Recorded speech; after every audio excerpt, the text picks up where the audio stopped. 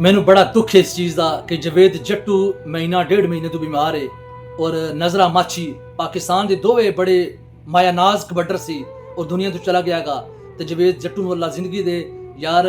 कोई भी हुकूमती शख्सियत, कोई वजीर, कोई मशीर, कोई रियासत का करता धरता, कोई हुकूमती नुमाइंदा, कोई बंदा, कोई तीसरे लैवल की क्यादत यार ना तो जवेद जट्टू की तीमारदारी वास्ते आई है ते ना ही नजरे माछी की वफात ते ਉਹਦੇ ਜਨਾਜ਼ੇ ਚਾਹੀਏਗੀ।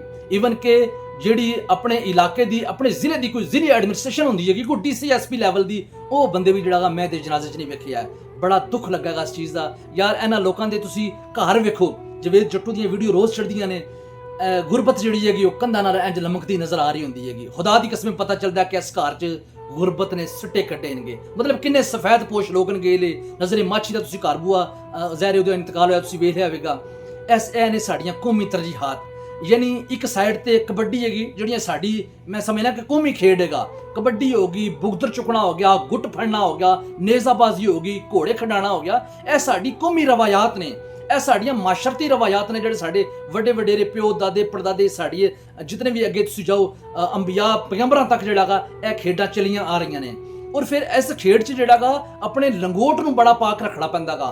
आम जेड़ा कोई बंदा गा ना वो तो ग्राउंड च खंघ भी नहीं सकता है, उन्होंने तो कोई नेड़ ही नहीं लगन दिंदा है। इस कबड्डी च अपने आप नूं बड़ा पाक दामन रखना पैंदा गा, अपने आप नूं बड़ी सारियां बुराइयां तो बचा के रखना पैंदा गा। हर तरह के नशे तमाशे तू, हर तरह की हेरा फेरी तू जेड़ा गा अपने आप नूं पाक साफ रखिए तो ग्राउंड च जाकर कबड्डी खेडण हुंदी हैगी। लेकिन दूजी साइड ते तुसीं वेखो यार क्रिकेट, मतलब ਤੁਸੀਂ ਕ੍ਰਿਕਟ ਦੇ ਖਿਡਾਰੀਆਂ ਦੇ ਤੁਸੀਂ ਉਹਨਾਂ ਦੇ ਮਾਲਾਤ ਵੇਖੋ, ਬੰਗਲਾਤ ਵੇਖੋ, ਉਹਨਾਂ ਦੀ ਪ੍ਰਾਪਰਟੀ ਵੇਖੋ, ਉਹਨਾਂ ਦਾ ਰਹਿਣ ਸਹਿਣ ਵੇਖੋ, ਉਹਨਾਂ ਦੀਆਂ ਗੱਡੀਆਂ ਮੋਟਰਾਂ ਵੇਖੋ। ਮੈਨੂੰ ਨਹੀਂ ਉਮੀਦ ਕਿ ਕਬੱਡੀ ਦੇ ਇਹਨਾਂ ਖਿਡਾਰੀਆਂ ਕੋਲ ਵਿਚਾਰਿਆਂ ਕੋਲ ਕੋਈ ਵੱਲ ਸਵਾਦੇ ਦੇ ਘੋਂਡੇ ਵੀ ਹੋਣ।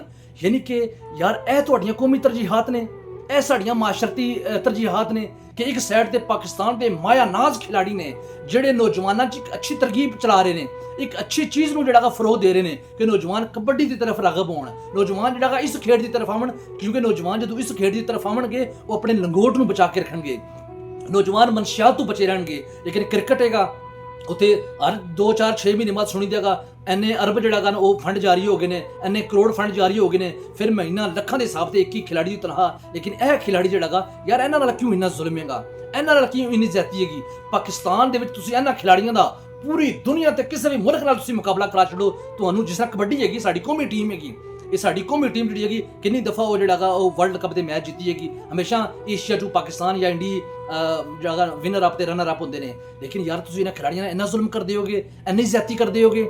ਇਹ ਵਿਚਾਰੇ ਸਿਰਫ ਔਰ ਸਿਰਫ ਪੜ੍ਹੇ ਲਿਖੇ ਨਹੀਂ ਹੈ, ਗਰਾਵਾਂ ਦੇਣਗੇ, ਪਿੰਡਾਂ ਦੇਣਗੇ, ਬੜੀ ਸੋਹਣੀ ਕੋਡੀ ਖੇਡ ਕੇ ਕ੍ਰਿਕਟ ਖੇਡਦਿਆਂ ਕੀ ਜਗ੍ਹਾ ਤੁਸੀਂ ਬੈਠੇ ਰਹਿਣਾਗਾ। ਉਹ ਤੁਸੀਂ ਬੇਸ਼ੱਕ ਵੇਖੋ ਨਾ ਵੇਖੋ, ਤੁਹਾਨੂੰ ਕੋਈ ਦੱਸ ਜਿਹੜੇ 2-3 ਘੰਟੇ ਬਾਅਦ ਜੀ ਫਲਾਣਾ ਜਿੱਤ ਗਿਆਗਾ, ਠੀਕ ਹੈ, ਜਿਹਨੂੰ ਸ਼ੌਕ ਹੈਗਾ ਝੱਟ ਖੁਸ਼ ਹੋ ਜਾਂਦਾਗਾ। ਲੇਕਿਨ ਇੱਥੇ ਤੇ ਇੱਕ ਇੱਕ ਹਰਕਤ ਜਿਹੜੀ ਹੈਗੀ, ਇੱਕ ਇੱਕ ਫੇਰਾ ਜਿਹੜਾਗਾ ਉਹ ਤੁਹਾਨੂੰ ਵੱਖਰੀ ਚੱਸ ਦਿੰਦਾਗਾ। ਯਾਰ ਗਰਾਊਂਡਾਂ ਦੀ ਰੌਣਕ ਨੇ ਖਿਡਾਰੀ। ਲੇਕਿਨ ਸੱਚੀ ਗੱਲ ਹੈ ਕਿ ਬੜਾ ਦੁੱਖ ਹੈ, ਬੜਾ ਅਫਸੋਸ ਹੈ ਕਿ ਯਾਰ ਰਿਆਸਤ, ਇਹ ਮਾਸ਼ਰਾ, ਇਹ ਸਾਡੇ ਲੋਕ ਇਹਨਾਂ ਖਿਡਾਰੀਆਂ ਨਾਲ ਕੀ ਕਰ ਦੇਣਗੇ। ਗਰਾਊਂਡਾਂ ਵਿੱਚ ਵੀ ਜਿਹੜਾਗਾ ਦੇਖਿਆਗਾ ਲੋਕ ਬੜੀ ਕੰਜੂਸੀ ਨਾਲ ਕੋਈ 150 ਦੇ ਛੱਡੇ ਵਗਰਨਾ ਕੋਈ ਵੀ ਜਿਹੜਾਗਾ ਇਹਨਾਂ ਖਿਡਾਰੀਆਂ ਨਾਲ ਧਿਆਨ ਨਹੀਂ ਦਿੰਦਾ। ਕਿ ਜਿਹੜੇ ਖਿਡਾਰੀ ਇਤਨਾ ਜ਼ਿਆਦਾ ਕਬੱਡੀ ਨੂੰ ਪ੍ਰਮੋਟ ਕਰ ਰਹੇ ਨੇ, ਖੇਲਾਂ ਨੂੰ ਇੰਨਾ ਜ਼ਿਆਦਾ ਪ੍ਰਮੋਟ ਕਰ ਰਹੇ ਨੇ, ਦਿਹਾੜ ਰਾਤ ਮਾਰ ਕੇ ਆਪਣੇ ਜਿਸਮ ਬਣਾਉਂਦੇ ਨੇ, ਉਹ ਆਪਣੀਆਂ ਕਿਸ ਤਰ੍ਹਾਂ ਗਰਾਊਂਡਾਂ 'ਚ ਮਾਰਾ ਖਾਂਦੇ ਨੇ। ਲੇਕਿਨ ਤੁਹਾਨੂੰ ਮਾਸ਼ਰੇ ਨੂੰ ਇੱਕ ਅੱਛੀ ਤਰਗੀਬ ਦਿੰਦੇ ਨੇ। ਯਾਰ ਉਹਨਾਂ ਵਾਸਤੇ ਸਾਡੇ ਕੋਲ ਪੈਸੇ ਮੁੱਕ ਜਾਂਦੇ ਨੇਗੇ। ਲੇਕਿਨ ਦੂਜੀ ਤਰਫ ਕ੍ਰਿਕਟ ਹੋ ਗਿਆ, ਫੁੱਟਬਾਲ ਹੋ ਗਿਆ, ਹਾਕੀ ਹੋ ਗਿਆ। ਕਦੇ ਕੋਈ ਮੈਚ ਅੱਜ ਤੱਕ ਸੁਣਿਆ ਨਹੀਂ ਫੁੱਟਬਾਲ ਦਾ ਜਿੱਤਣਾ ਹੋਇਆ ਜਾਂ ਕੋਈ ਹਾਕੀ ਦਾ ਜਿੱਤਣਾ ਹੋਇਆਗਾ। ਲੇਕਿਨ ਵੇਖੋ ਤੁਸੀਂ ਕਰੋੜਾਂ ਦੇ ਅਰਬਾਂ ਦੇ ਫੰਡ ਜਾਰੀ ਹੁੰਦੇ ਨੇਗੇ। ਖੁਦਾ ਆਪਣੀ ਇਹਨਾਂ ਤਰਜੀਹਾਤ ਨੂੰ ਬਦਲੋ।